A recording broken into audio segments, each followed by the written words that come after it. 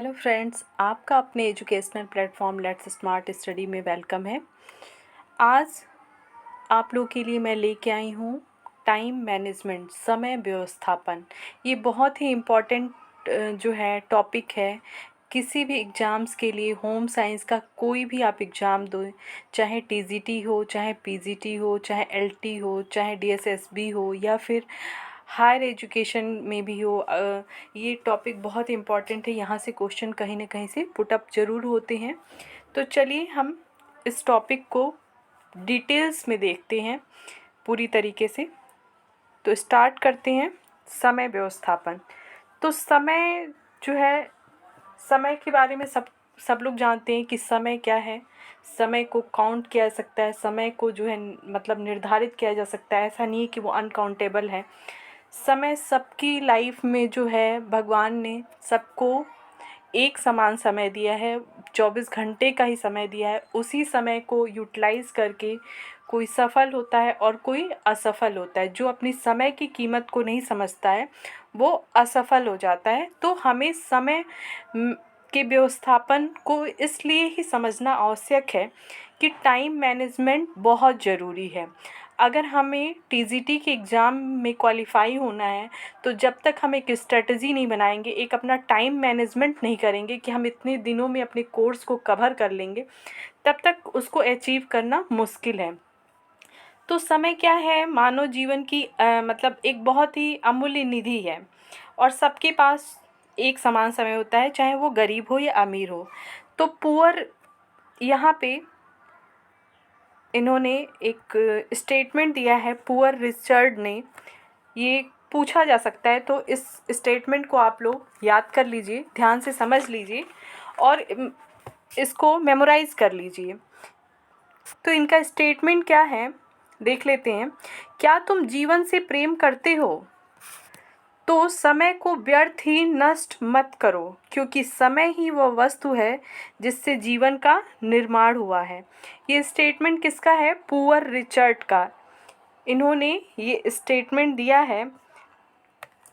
और हर व्यक्ति के जीवन में समय की अलग अलग मांग होती है, अलग अलग कार्य होता है। उस अकॉर्डिंग जो है हर व्यक्ति अपने टाइम को मैनेजमेंट करता है। समय व्यवस्थापन का जो वास्तविक उद्देश्य है, जो है यहाँ पे देखिए, समय व्यवस्थापन का जो वास्तविक उद्देश्य है, मतलब हमारा क्या उद्देश्य है समय व्यवस्थापन करने का। तो समय का इस प्रकार उपयोग करना जिससे व्यक्ति और पारिवारिक लक्ष्यों को अधिक से अधिक प्राप्त किया जा सकती है।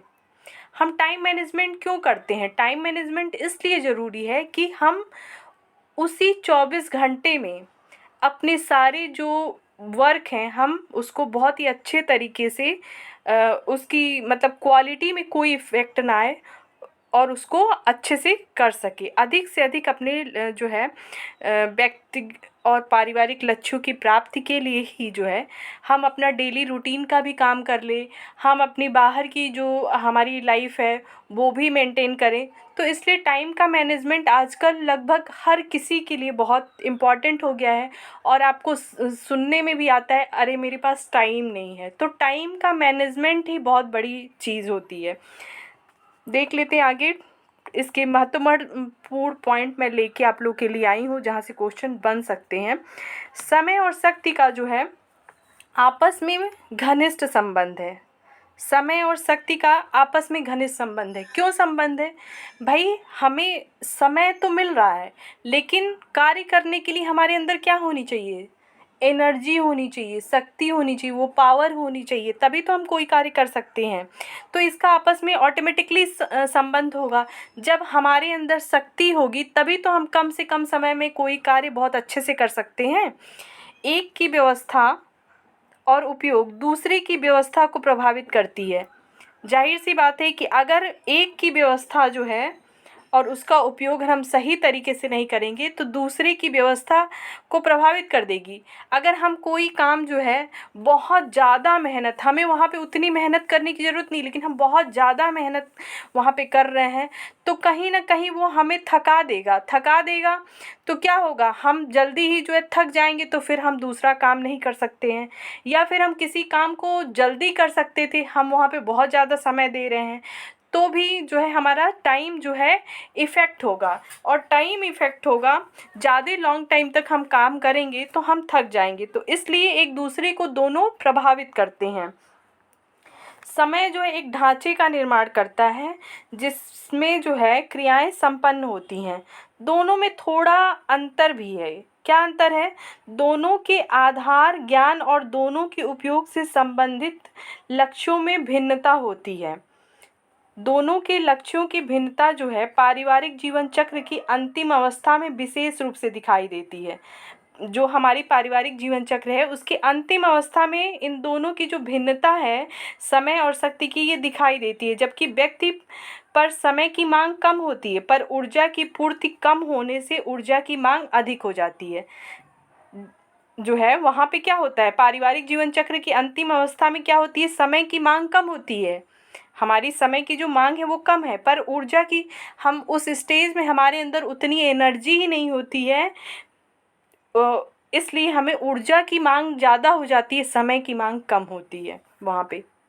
नेक्स्ट हम देख लेते हैं समय व्यवस्थापन की जो है परिभाषा। लेकिन आप ये समझिए कि समय व्यवस्थापन का मुख्य लक्ष्य क्या है?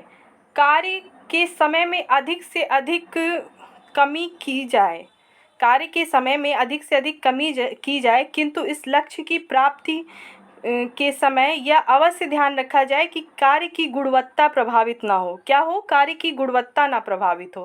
कार्य सरलीकरण में किए गए अध्ययनों का उद्देश्य यही होता है कि जो है हम कार्य की गुणवत्ता ना प्रभावित हो, लेकिन हमारा जो है समय कम लगे। यही है वर्क सिंप्लीफिकेशन।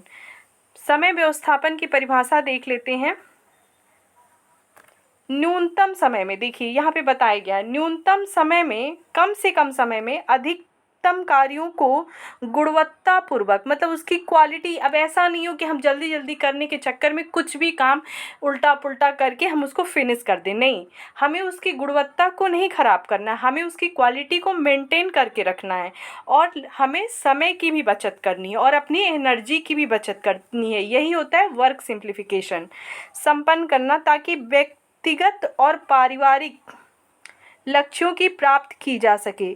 समय व्यवस्थापन यही कहलाता है। क्या कहलाता है? न्यूनतम समय में अधिकतम कार्यों को गुणवत्तापूर्वक संपन्न करना, ताकि व्यक्तिगत और पारिवारिक लक्ष्यों को प्राप्त किया जा सके। ये समय व्यवस्थापन कहलाता है।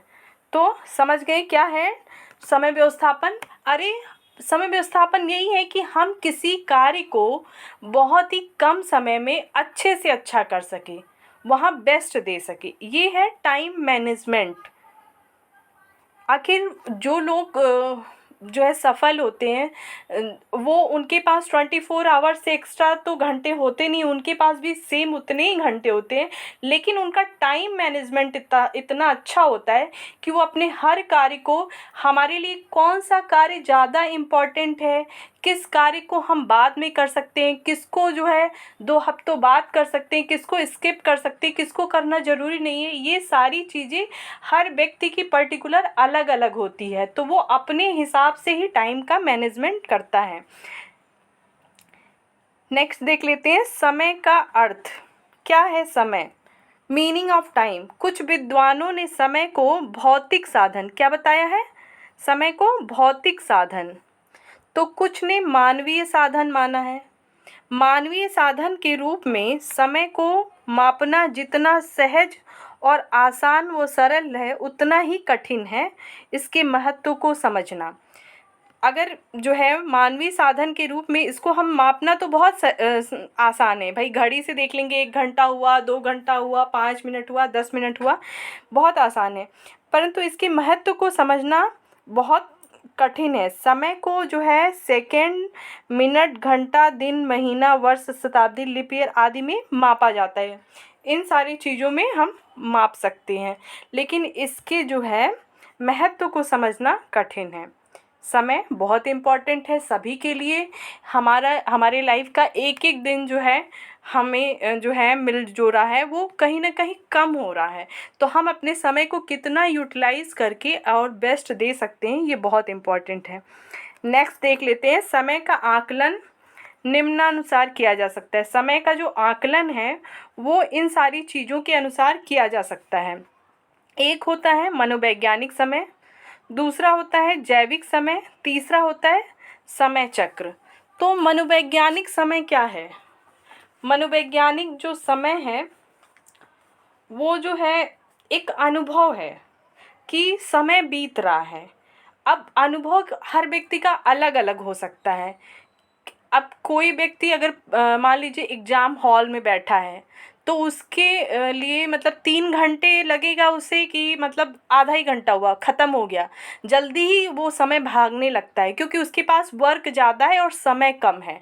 तो अब अगर हम किसी की मतलब इंतज़ार कर रहे हैं, कहीं बस स्टॉप पे हैं या फिर ट्रेन में ट्रैवल कर रहे हैं, हम ट्रेन का वेट कर रहे हैं, तो हमें अगर ट्रेन आधा घंटा भी लेट हो, 10 मिनट भी लेट हो, तो हमें लगता है कितना इंतज़ार कर रहे हैं। तो ये एक मनोवैज्ञानिक अनुभव है, ये एहसास है कि समय में जो कितना जो है किसी को ज़्यादा महसूस होगा वो उसके वर्क पे ही जो है निर्धारित करता है। तो ये एक मतलब मनोवैज्ञानिक अनुभव है समय का। जैविक समय मतलब ये सबके लिए होता है, मानव हो, पशु हो, पक्षी हो, सबके भीतर जो है एक मतलब समय है कि भगवान ने जो है दिन बनाया और रात बनाई है। रात बनाया, एक सोने का टाइम बना दिया कि रात को ही सोना है, खाने पीने जगने हर चीज़ का एक समय है, हमें भूख महसूस होती है, तो ये एक जैविक समय है। समय चक्र, अब इसमें क्या होता है, प्रत्येक व्यक्ति के पास जो है दिन के 24 घंटे ही उपलब्ध होते हैं और उसमें निर्धारित समय में व्यक्ति को अपने सारे कार्य निपटाने होते हैं। मतलब उसमें सुबह उठना, रात्रि में सोने का समय, कार्य का समय, विश्राम, मनोरंजन का समय, टहलने घूमने और खेलने कूदने का समय, दिन रात का समय, मौसम जो है बदलता है, सर्दी गर्मी बरसात का होना, समय चक्र के अंतर्गत ये सारी चीज़ें आ जाती हैं। इसका संबंध जो है पृथ्वी और सूर्य से है। मतलब जैसे पृथ्वी जो है और सूर्य का जो रोटेशन होता है जिससे मौसम बदलते हैं, उन सारी चीज़ों से है। अब समय और शक्ति का तो बहुत ही मतलब घनिष्ठ संबंध है। अगर हमारे पास शक्ति नहीं है तो उसी कार्य को करने में हमें समय ज़्यादा लगेगा। अब यहाँ पे देख लेते हैं हम पारिवारिक जीवन चक्र की विभिन्न अवस्थाओं में समय की मांग। अब मनुष्य का जो है एक पारिवारिक जीवन चक्र जो दिया गया है उसके अकॉर्डिंग जो है समय की मांग कैसी हो जाती है। तो 1948 में पारिवारिक जीवन पर हुए राष्ट्रीय कॉन्फ्रेंस में बताया गया कि समय व्यवस्थापन की कुछ समस्याएं जीवन चक्र की संपूर्ण अवस्थाओं में प्रायः समान ही रहती हैं। कुछ समस्याएं जो है जीवन चक्र की संपूर्ण अवस्था, वो चाहे आप किसी भी स्टेज में पहुंचो वो समान ही रहेंगी, वो चेंज नहीं होती हैं। वो अब डेली रूटीन हो गया या फिर कुछ ऐसी चीज़ें, वो सब लॉन्ग टाइम तक एक ही बनी रहती है, कुछ चीज़ें ही चेंज होती है। अलग अलग अवस्थाओं में इन समस्याओं पर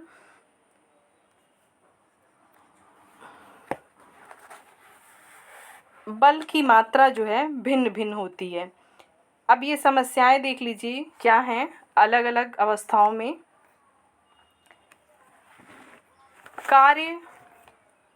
कार्य करना, विश्राम, मनोरंजन के इस समय में उपयुक्त संतुलन को बनाए रखने के महत्व को निर्धारित करता है। मतलब हम कितने टाइम कार्य करते हैं, कितने टाइम हम रेस्ट करते हैं, कितने टाइम हम इंटरटेनमेंट इस का उपयोग करते हैं, इस समय में उपयुक्त संतुलन को बनाए रखने के महत्व को निर्धारित करना। ये हर व्यक्ति का अपना अलग अलग होता है कि वो कैसे इन चीज़ों को बैलेंस करता है। नेक्स्ट है समय एवं क्रियाओं की योजना बनाते समय परिवार के सभी सदस्यों का ध्यान रखना चाहिए।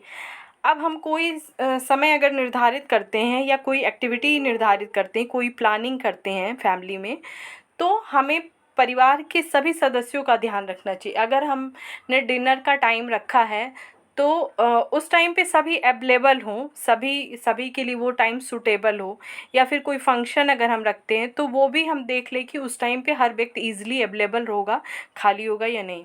तो इन सारी चीज़ों को ध्यान में रखना भी टाइम मैनेजमेंट है। वस्तु का चयन, वस्तु की चयन, योजना के क्रियान्वयन हेतु समय मूल्य का ध्यान रखना। वस्तु का चयन करना और योजना के क्रियान्वयन हेतु समय मूल्य का ध्यान रखना। अब हम कोई भी कार्य को मतलब ईज़ी करने के लिए जो हम वस्तु का चयन करते हैं और योजना के क्रियान्वयन हेतु समय और मूल्य का ध्यान रखना, कौन से वैल्यूज़ हमारे लिए ज़्यादा इम्पोर्टेंट हैं, किसको करना ज़रूरी है टाइम पे, इन सारी चीज़ों का ध्यान रखना। घरेलू क्रियाओं के समय मूल्य को कम करने की कोशिश करना। जो घरेलू हमारे जो काम है, lowering time cost of home making activities, जो हमारे घरेलू काम है उसको कम करने की कोशिश करना ताकि हमारा टाइम मैनेज हो सके। तो ये सारी समस्याएं थीं। नेक्स्ट देख लेते हैं, पारिवारिक जीवन चक्र की निम्न अवस्थाएं हैं। तो पारिवारिक जीवन चक्र की यहाँ पे अवस्थाएं दी गई हैं और उसके अकॉर्डिंग जो है वहाँ पे कौन कौन से काम बढ़ते हैं घटते हैं और उसके अकॉर्डिंग जो हम टाइम का मैनेजमेंट करते हैं वो सारी चीज़ें यहाँ पे देखेंगे। फर्स्ट है प्रथम अवस्था। तो पारिवारिक जीवन चक्र की यह जो फर्स्ट स्टेज है ये बहुत ही छोटी अवस्था होती है। इसका प्रारंभ नवविवाहित स्त्री पुरुष से होता है। अभी इसमें क्या होता है कि जल्दी ही लोगों की मैरिज हुई रहती है और जो है इसमें अभी जो गृहिणी होती है वो बहुत ज़्यादा अनुभवी नहीं होती, उसे काम का उतना अनुभव नहीं होता है, जिसके कारण से उसे समय भी ज़्यादा लगता है।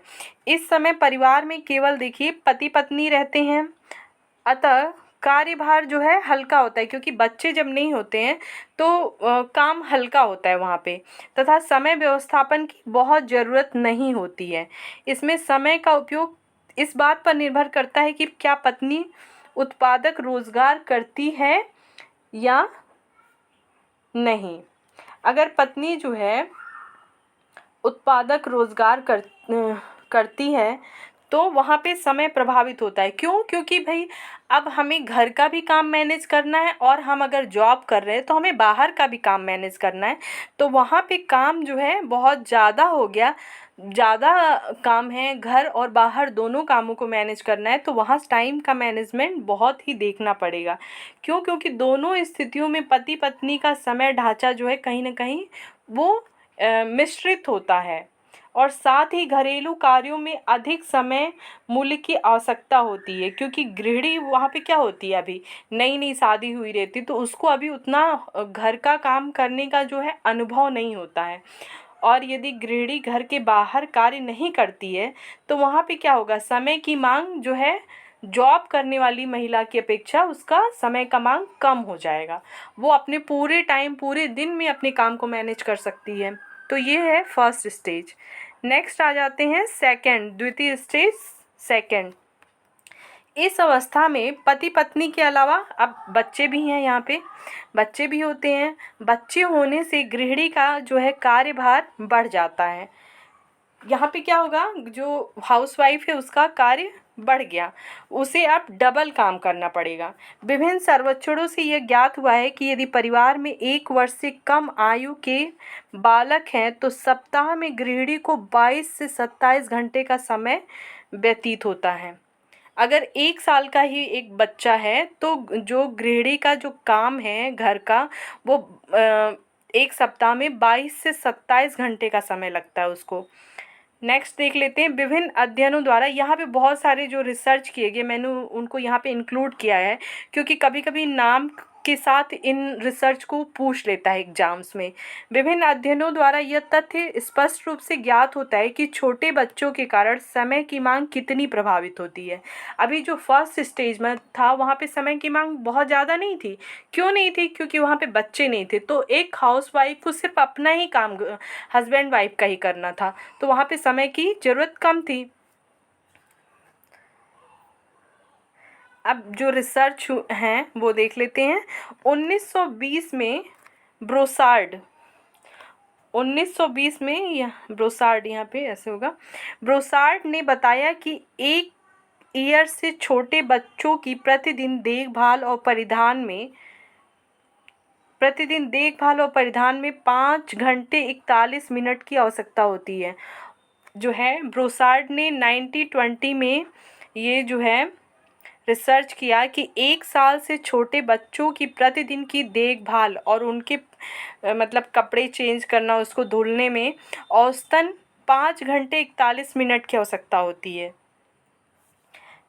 फिर 1930 में वॉरेन ने बताया कि धुलाई कार्य को छोड़कर अन्य कार्यों में करीबन 2.8 घंटे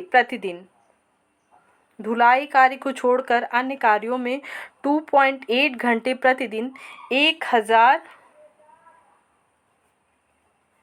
घंटे, यहाँ पे घंटे होगा, 1000 घंटे प्रति वर्ष की आवश्यकता होती है। 1930 में वॉरेन ने ये रिसर्च किया है। नेक्स्ट देख लेते हैं।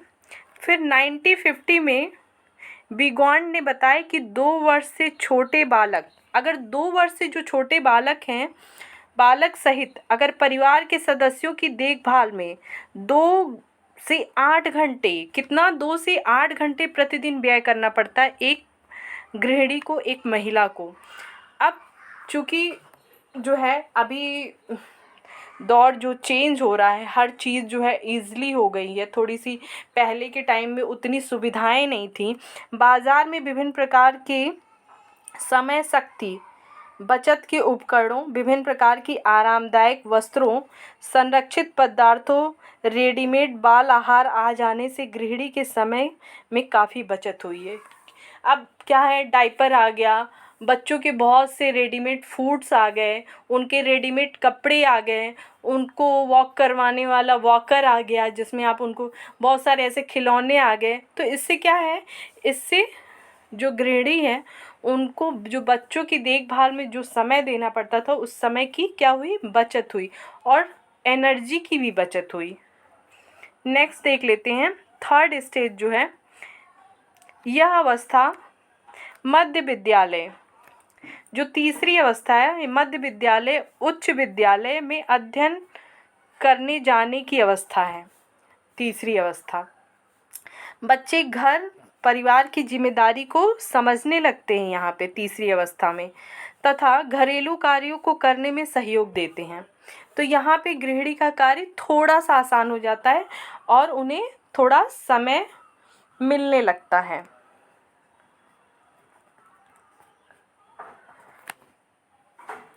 यहाँ पे उन्हें थोड़ा समय मिलने लगता है। नेक्स्ट देख लेते हैं चौथी अवस्था। इस अवस्था में बच्चे या तो उच्च शिक्षा ग्रहण करते हैं अथवा आत्मनिर्भर हो जाते हैं।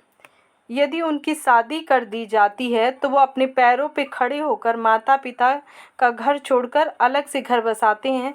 तब गृहिणी के पास, अब इस अवस्था में क्या होता है, गृहिणी के पास पर्याप्त समय होता है। अब अपना समय वो कहीं यूटिलाइज करें, चाहे फिर से कुछ अपना जो है सेल्फ बिजनेस करें, या फिर इंटरटेनमेंट करें, या घूमने जाएं, या फिर जो भी करना चाहें वो कर सकते हैं यहाँ पे चौथी अवस्था में। पांचवी अवस्था लास्ट जो है स्टेज है, इस अवस्था में बच्चे पूर्णतः आत्मनिर्भर हो जाते हैं। बेटे बेटियों की शादी हो जाती है, गृहिणी को बालकों के प्रति जिम्मेदारी एकदम समाप्त हो जाती है। तब गृहिणी के पास पर्याप्त समय होता है। यहाँ पे क्या होता है, गृहिणी के पास पर्याप्त समय होता है। अच्छा, जो दूसरी स्टेज है, और दूसरी स्टेज की जो अंतिम अवस्था है और तीसरी स्टेज की जो प्रारंभिक अवस्था है वो थोड़ी सी मिश्रित होती है। अर्थात संकुचित परिवार की अवस्था होती है। बच्चे जो है घर छोड़ने के बाद जो है गृहिणी देखती है कि उसके पास अब समय की मात्रा में वृद्धि हो जाती है। वह समय का उपयोग करने के नए तरीके खोजती है, तो सामुदायिक कार्यों में या फिर बाहर जाने लगती है, कुछ ऐसे अपना एक्टिविटी करने लगती है। नेक्स्ट देख लेते हैं, समय दर्शन। साधन के रूप में समय ऐसा साधन है जिसको नापना सबसे आसान है। समय क्या एक साधन है, यह समझने में सबसे कठिन होता है। हेलन केकन ने ये सारे जो है कोटेशंस जो दिए गए हैं, इन्हें हमें याद करना बेहद ज़रूरी होता है, क्योंकि ये अक्सर एग्ज़ाम्स में कहीं ना कहीं पूछे ही जाते हैं। हेलन केकन ने जो है इसे ऊर्जा के उपयोग के समय को मापने का साधन बताया है। क्या बताया है? इसे ऊर्जा के मतलब जो हम कार्य करने में जो ऊर्जा लगती है उसके समय के उपयोग को मापने का साधन बताया है। साधन के रूप में इसका स्वतंत्र अर्थ इसके व्यवहारिक उपयोग पर है। स्वतंत्र अर्थ क्या है? हम जो इसका व्यवहारिक उपयोग कर रहे हैं, जो काम करके कर रहे हैं। हॉल्स का कथन है कि समय हमारे लिए एक पदार्थ के समान उपयोगी है, हम इसे प्राप्त कर सकते हैं और व्यय कर सकते हैं।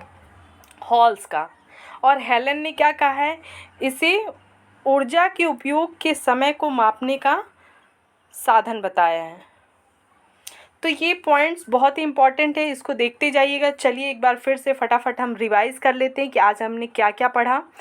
रिवीजन से क्या होता है कि एक बार हमारे दिमाग में फिर सारी चीज़ें याद हो जाती हैं, और आप लोग जो है इसको वीडियो से नोट्स भी बना सकते हैं ईज़िली। मैंने इसको 2-3 बुक से जो है कवर किया है। तो चलिए देख लेते हैं। समय व्यवस्थापन पे जो है पुअर रिचर्ड ने अपना जो स्टेटमेंट दिया है, उन्होंने क्या कहा है कि क्या तुम जीवन से प्रेम करते हो तो समय को व्यर्थ ही नष्ट मत करो, क्योंकि समय ही वह वस्तु है जिससे जीवन का निर्माण हुआ है। ये पुअर रिचर्ड का स्टेटमेंट है। अपने समय को व्यर्थ मत करिए, क्योंकि अगर आपको कुछ अच्छा अचीव करना है तो आपको अपने समय का मैनेजमेंट करना ही होगा। समय व्यवस्थापन का वास्तविक उद्देश्य समय का इस प्रकार उपयोग करना है जिससे व्यक्तिगत और पारिवारिक लक्ष्यों को अधिक से अधिक प्राप्त किया जा सके। हम अपना पर्सनल काम भी कर सकें, और हमारे जो हम अब एज के साथ आप जब बड़े होते हो तो आपकी पारिवारिक जिम्मेदारियां भी बहुत सारी होती है, तो उन सारी जिम्मेदारियों को भी हमें मैनेज करना होता है। नेक्स्ट है, समय और शक्ति का आपस में घनिष्ठ संबंध है। क्या है? आपस में इनका घनिष्ठ संबंध है। एक की व्यवस्था और उपयोग दूसरे की व्यवस्था को प्रभावित करती है। नेक्स्ट देख लेते हैं, समय व्यवस्थापन की परिभाषा। न्यूनतम समय में अधिकतम कार्यों को गुणवत्तापूर्वक संपन्न करना ताकि व्यक्तिगत और पारिवारिक लक्ष्यों को प्राप्त किया जा सके, समय व्यवस्थापन कहलाता है। न्यूनतम समय में अधिकतम कार्यों को गुणवत्तापूर्वक संपन्न करना ताकि व्यक्तिगत और पारिवारिक लक्ष्यों को प्राप्त किया जा सके, समय व्यवस्थापन कहलाता है। समय का क्या अर्थ है? कुछ विद्वानों ने इसे भौतिक साधन माना है, कुछ ने मानवीय साधन माना है। मानवीय साधन के रूप में इसको मापना जितना ही सहज और आसान है, उतना ही इसके महत्व को समझना कठिन है। समय को सेकंड, मिनट, घंटा, महीना, ईयर, शताब्दी, लीप वर्ष में मापा जा सकता है। समय का आकलन कैसे करते हैं? इसका 3 तरीके से आकलन करते हैं। एक तो मनोवैज्ञानिक समय हो गया, एक जैविक समय हो गया, और एक समय चक्र हो गया। तो मनोवैज्ञानिक समय क्या है? जो हम अनुभव करते हैं। कभी कभी हमें फील होता है कि समय बहुत तेज़ी से भाग रहा है। जब हम एग्ज़ाम हॉल में बैठते हैं तो लगता है कि 3 घंटे कब बीत गया, बहुत बहुत कम समय मिला। और जब हम किसी का वेट करते हैं तो हमें लगता है कि थोड़े ही टाइम में हम घबरा जाते हैं, अरे कितना टाइम इंतज़ार। तो ये मनोवैज्ञानिक समय है।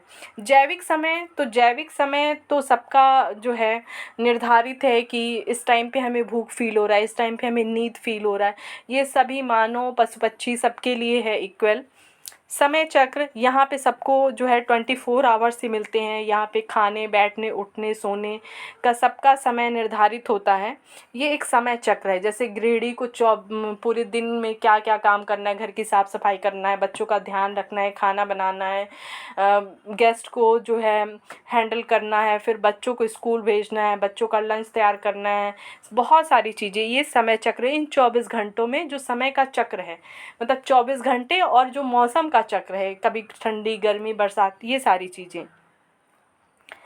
नेक्स्ट देख लेते हैं पारिवारिक जीवन चक्र की विभिन्न अवस्थाओं में समय की मांग।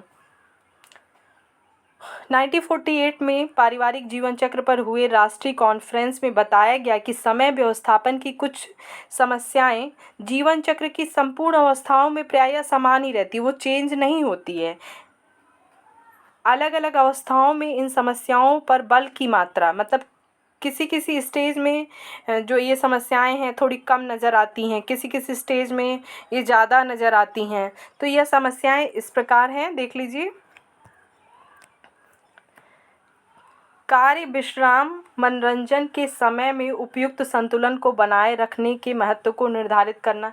ये बहुत कठिन काम है कि कार्य का इतना टाइम हो, इतना रेस्ट का टाइम हो, इतना मनोरंजन, इसमें बैलेंस बनाना बहुत ही डिफ़िकल्ट है। तो ये क्या है, ये हर एज मतलब हर जो है पारिवारिक जीवन चक्र की हर स्टेज में ये समस्याएं आनी ही आनी हैं।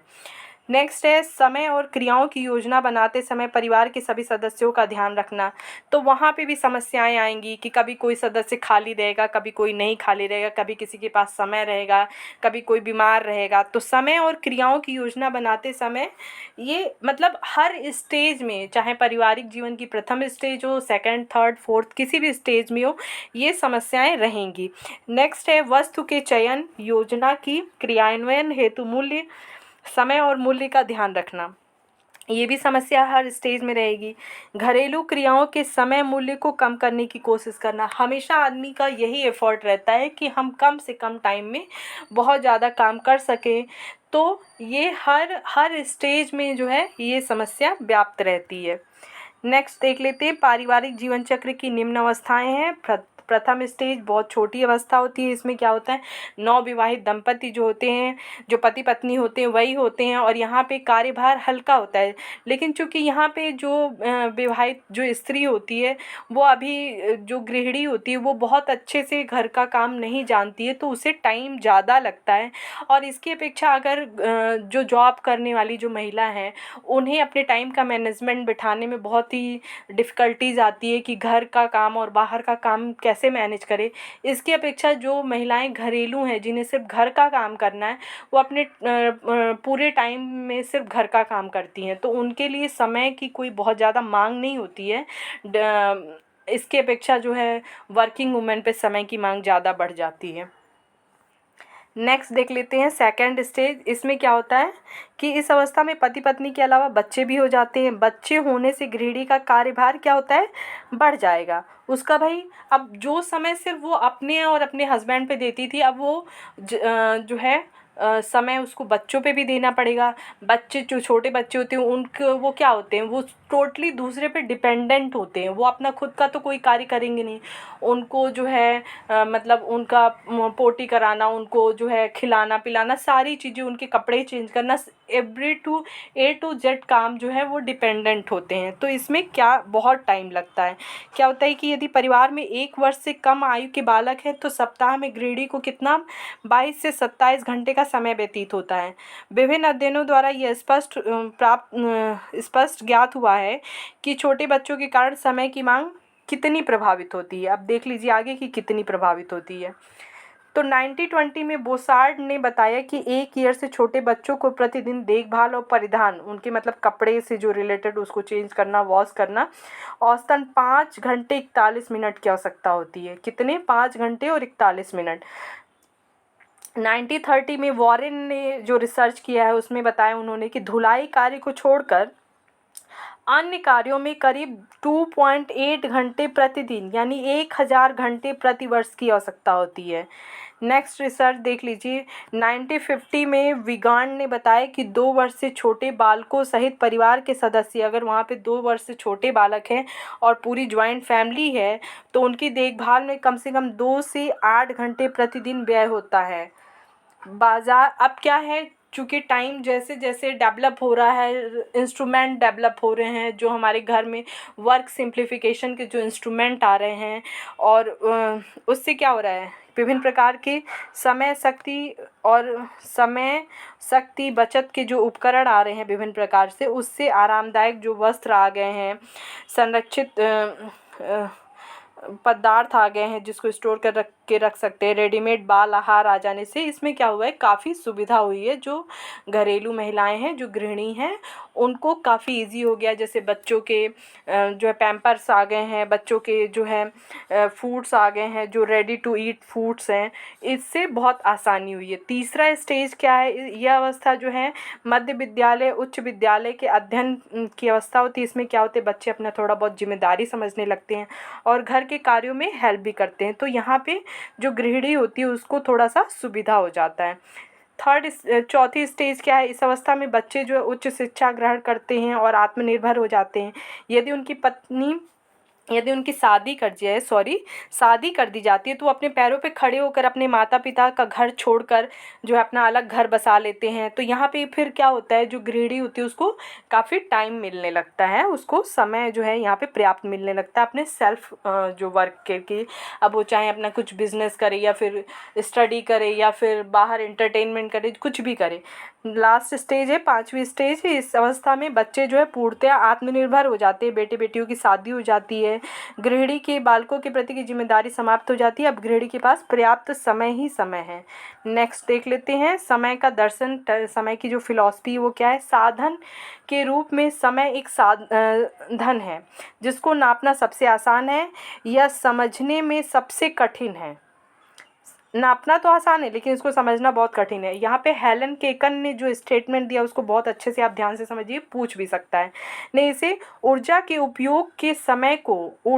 उपयोग जो हम एनर्जी अपना काम करके जो यूटिलाइज कर रहे हैं कि उपयोग के समय को नापने, मतलब हमें कोई काम करने में कितना समय लगा, नापने का साधन है। साधन के रूप में इसका स्वतंत्र अर्थ, मतलब इसका जो हम व्यवहारिक उपयोग कर रहे हैं समय का, वही है इसका स्वतंत्र अर्थ साधन के रूप में। हॉल्स ने क्या कहा है, समय हमारे लिए एक पदार्थ के समान उपयोगी है, हम इसे प्राप्त कर सकते हैं और व्यय भी कर सकते हैं, हम मतलब उसको जैसे यूटिलाइज करना चाहें वैसे कर सकते हैं। तो ये था हमारा समय टाइम मैनेजमेंट का कुछ पार्ट, और जो चीज़ें बाकी रह गई वो मैं नेक्स्ट पार्ट में लेके आऊँगी। तो दोस्तों आप नेक्स्ट वीडियो को भी देखिएगा। मैं अब नेक्स्ट पार्ट में इसके जो है कौन कौन से जो है समय व्यवस्थापन के यंत्र हैं, उनकी जो प्रक्रिया, जो स्टेजेस पूछे जाते हैं क्वेश्चन, वो सारे लेके आऊँगी। तो प्लीज़ अगर आपको वीडियो अच्छा लगा हो तो चैनल को सब्सक्राइब करें, साथ ही बेल आइकन प्रेस कर लें ताकि आगे भी जो वीडियो पड़ेगी उसकी नोटिफिकेशन आपको मिलती रहेंगी। और लाइक करें, शेयर करें, जो आपको आगे टॉपिक्स पढ़ने हो वो कमेंट करें। Thank you.